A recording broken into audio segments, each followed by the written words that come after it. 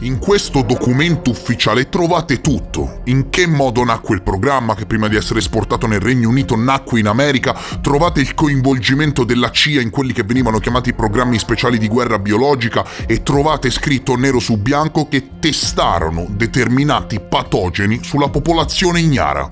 La prova finale che mette la parola fine alle speculazioni in merito alle cosiddette scie chimiche.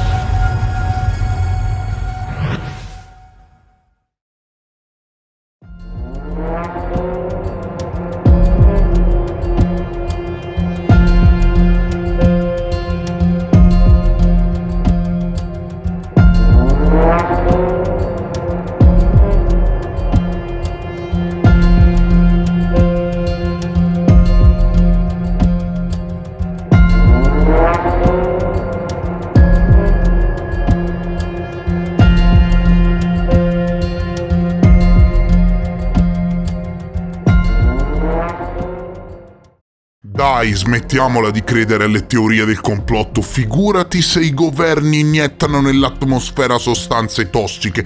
Io sono sicuro che chi pronuncia questa frase non si è mai informato a dovere e in questo video ve lo dimostrerò. In questo video, storia documentata alla mano, ti renderai conto che questo pensiero, spesso associato alle peggiori teorie del complotto insensate correlate alle scie chimiche, non è poi così incredibile. Oggi, se avrai l'onestà intellettuale di seguire questo video fino alla fine, e spero che tu lo faccia, ti renderai conto che in effetti determinati governi di determinati paesi hanno giocato con il fuoco. Sotto al mio ultimo video sulla geoingegneria ci sono stati alcuni commenti che dicevano: dai Omega, non puoi parlare di inseminazione delle nuvole e controllo climatico dando a capire che c'entrano qualcosa con le teorie del complotto relative alle scie chimiche. Allora, a parte che la parola scie chimiche nel video sulla geoingegneria non è mai stata pronunciata e quindi questa associazione mentale l'avete fatta voi, ma comunque grazie, perché determinati commenti mi hanno spinto ad indagare. Alcuni utenti mi hanno inviato del materiale utile e quindi in questo video voglio girare l'argomento da geoingegneria a esperimenti criminali clandestini perpetrati dai governi nei confronti della popolazione ignara e ti assicuro che ci sarà da divertirsi. Io ti assicuro che uscirai da questo video sconvolto. Facciamo il punto della situazione. Una cosa è la geoingegneria e quindi l'utilizzo di determinate tecniche come le tecniche di controllo degli uragani e l'inseminazione artificiale delle nuvole con ioduro d'argento che, pensate, dal 1946 viene messa in pratica alla luce del sole. Nel video sulla geoingegneria abbiamo anche parlato del programma di controllo climatico tutto italiano chiamato Progetto Pioggia, portando un articolo del Corriere della Sera che parlava della cooperazione fra Israele e l'Italia in questo ambito. Un conto è il controllo climatico, quindi a fini scientifici, e anche qui però, se ne vogliamo parlare, lo ioduro d'argento è tossico e non è di certo vitamina C. E un conto, signori, sono i cosiddetti progetti canaglia dei governi che in passato, al di fuori del consenso pubblico, hanno compiuto esperimenti a dir poco criminali, dal progetto MK Ultra agli esperimenti radioattivi sulla popolazione, arrivando all'inseminazione dei cieli con sostanze tossiche. Tutta roba rimasta above the top secret per anni. Il The Guardian è una delle testate giornalistiche più autorevoli del mondo. Ha collaborato con Edward Snowden portando alla luce migliaia di documenti segreti che rivelarono i progetti di spionaggio civile del governo degli Stati Uniti, il Tempora e il PRISM. È a capo del Consorzio Internazionale di Giornalisti Investigativi. Ha condotto svariate inchieste a fianco di Wikileaks. Insomma, per chi non lo sapesse, parliamo di una vera e propria istituzione mondiale in ambito di giornalismo investigativo. Ebbene, voglio partire da qui, perché l'argomento di cui sto per parlare, correlato al governo inglese e non solo, è talmente immenso che c'è bisogno del contagocce. Ecco, questo è un articolo che ha più di 20 anni, risale ad aprile 2002 ed è intitolato "Milioni erano test di guerra biologica". E se vi dicessi, cari amici, che i governi hanno messo in atto per 40 anni, e ripeto per 40 cavolo di anni, test di armi biologiche sulla popolazione?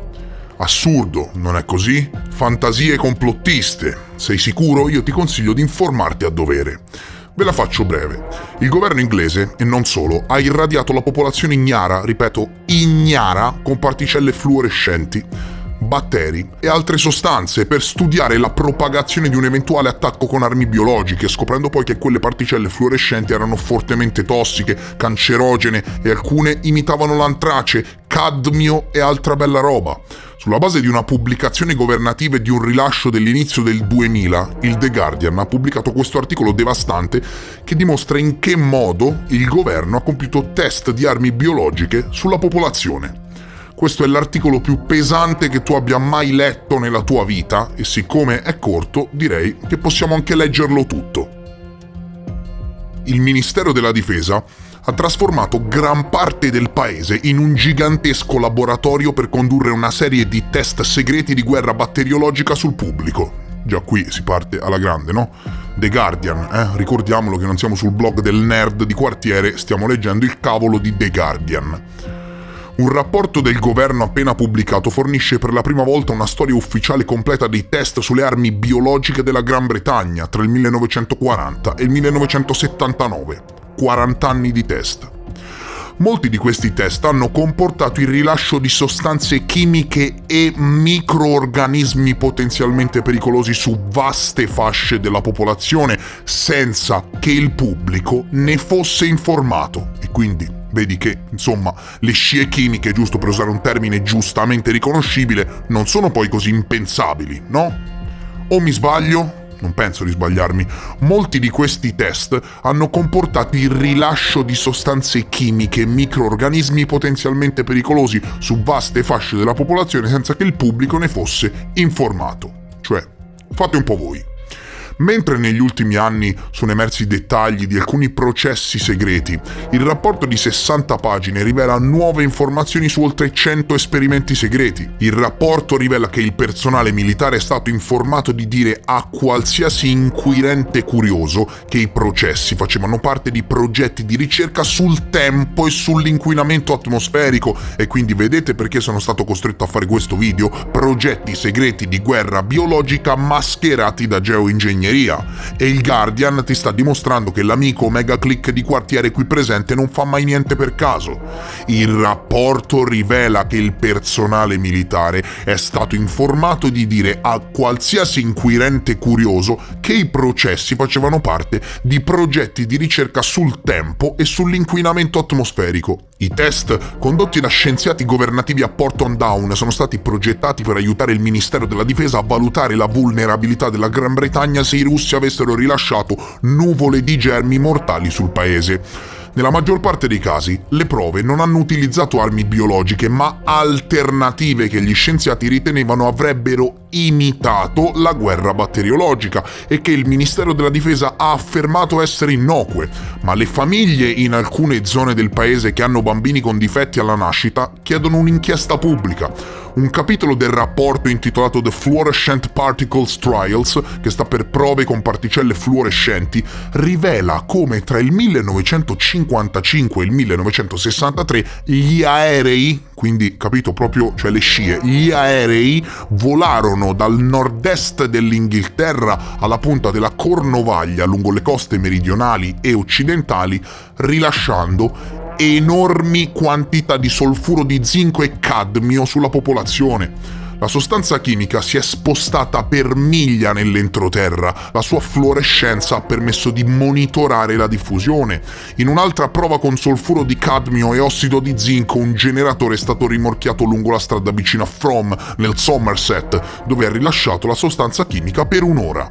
Mentre il governo ha insistito sul fatto che la sostanza chimica è sicura, il cadmio è riconosciuto come causa di cancro ai polmoni e durante la Seconda Guerra Mondiale è stato considerato dagli alleati un'arma chimica.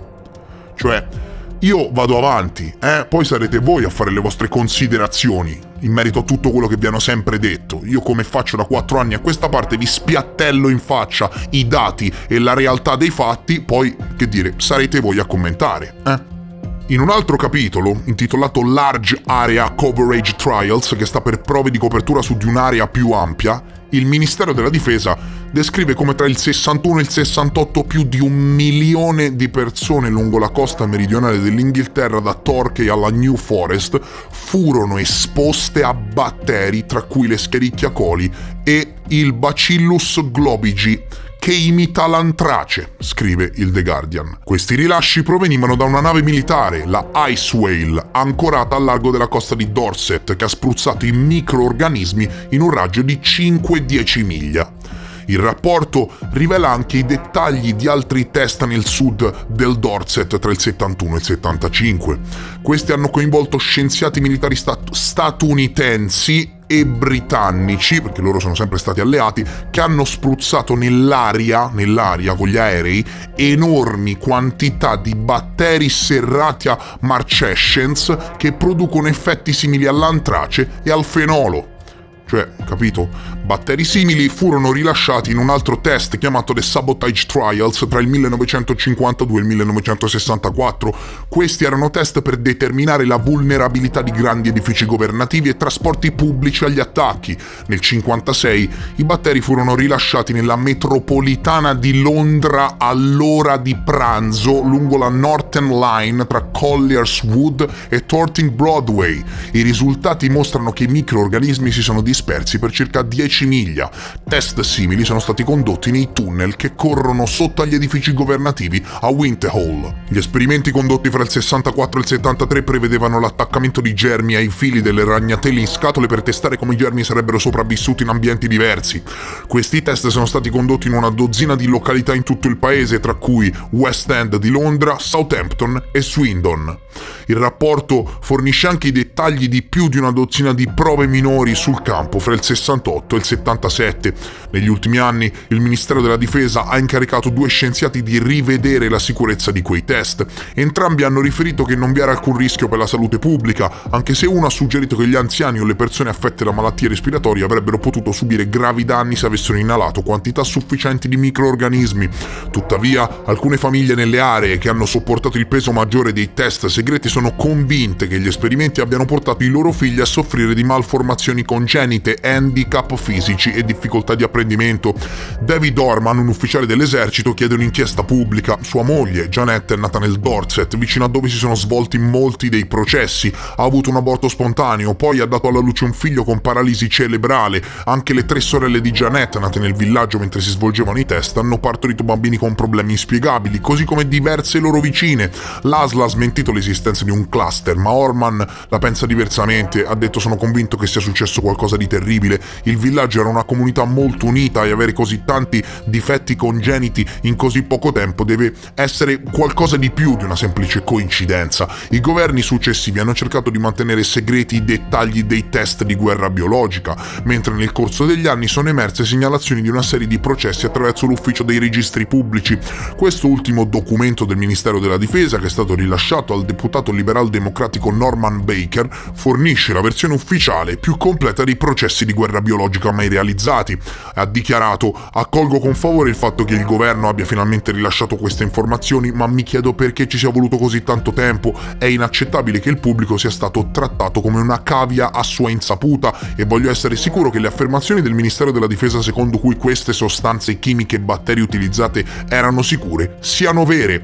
Il rapporto del Ministero ripercorre la storia della ricerca del Regno Unito sulla guerra batteriologica dalla Seconda Guerra Mondiale, quando Porton Down produsse 5 milioni di mucchi di bestiame pieni di micidiali spore di antrace che sarebbero state lanciate in Germania per uccidere il loro bestiame. Fornisce inoltre dettagli sui famigerati esperimenti con l'antrace nel Greenard, sulla costa scozzese, che hanno lasciato l'isola così contaminata da non poter essere abitata fino alla fine degli anni '80.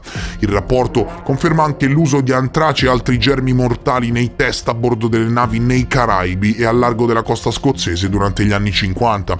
Il documento afferma l'approvazione tacita per i processi simulanti in cui Il pubblico potrebbe essere esposto, è stata fortemente influenzata da considerazioni di sicurezza della difesa volte ovviamente a limitare la conoscenza del pubblico. Un importante aspetto di ciò è stata la necessità di evitare l'allarme pubblico e l'inquietudine sulla vulnerabilità della popolazione civile agli attacchi di guerra biologica. Sue Ellison, portavoce di Porton Down, ha dichiarato: rapporti indipendenti di eminenti scienziati hanno dimostrato che non vi era alcun pericolo per la sicurezza pubblica da questi rilasci che sono stati effettuati per proteggere il pubblico. Cioè, capito, irradiavano l'atmosfera di cadmio e sostanze tossiche fluorescenti per proteggere il pubblico. I risultati di questi test salveranno vite umane, hanno detto i portavoci di Porton Down, se il paese o le nostre forze dovessero affrontare un attacco con armi chimiche o biologiche. Alla domanda se tali test sono ancora in corso ha detto: non è nostra politica discutere la ricerca in corso, e quindi insomma indirettamente ha confermato che ci sono ancora test in corso. No, questo veniva fuori nel 2002. E tu ancora nel 2023 pensi che queste cose siano fantascienza. Spero che questo articolo abbia contribuito a farti svegliare i neuroni. Ma andiamo ancora più a fondo. Se ancora non sei convinto, quella che stai guardando è un'interrogazione parlamentare direttamente dal sito ufficiale del Parlamento inglese risalente al 2002 che tratta delle particelle rilasciate nell'atmosfera con lo scopo di replicare la diffusione di un attacco batteriologico. Interrogazione parlamentare ufficiale.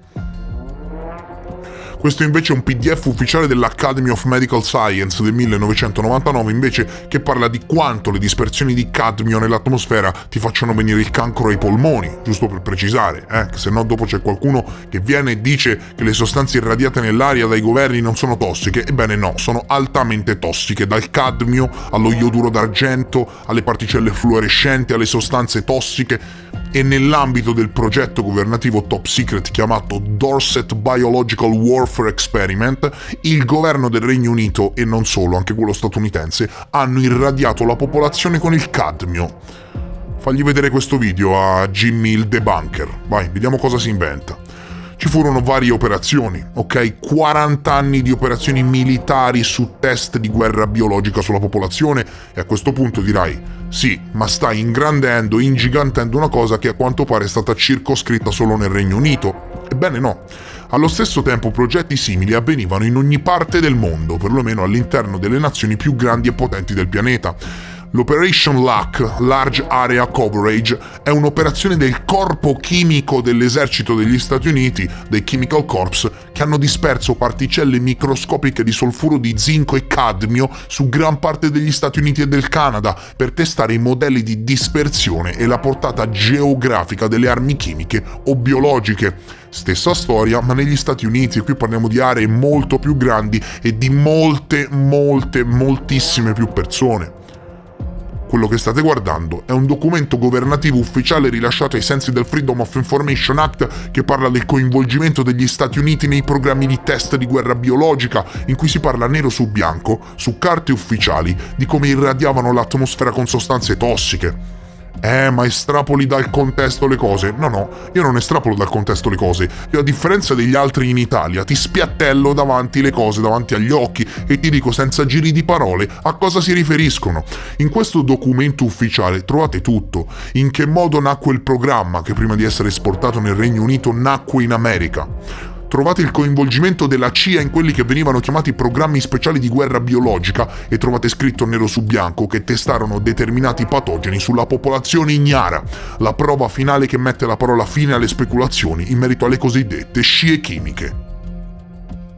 Anche il programma di guerra biologica, BW sta per Biological Warfare, fu accelerato in questo periodo, scrivono sui documenti ufficiali del governo americano. Alla fine del 1949 furono avviati test di vulnerabilità con simulanti in risposta al rapporto sulle operazioni speciali di guerra biologica, che indicavano la suscettibilità degli Stati Uniti ad attacchi segreti.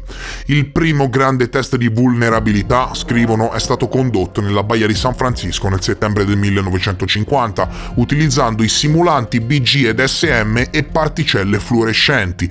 I test sul campo sono stati condotti anche con patogeni su piccola scala presso il campo di prova del Dugway e furono ripresi nel 1950 dopo un intervallo di 5 anni e ampliati nel 1951. Cioè, più chiaro di così, si muore. Ecco nero su bianco che si ammette l'utilizzo di patogeni, di test sulla popolazione, di scie chimiche, di particelle fluorescenti.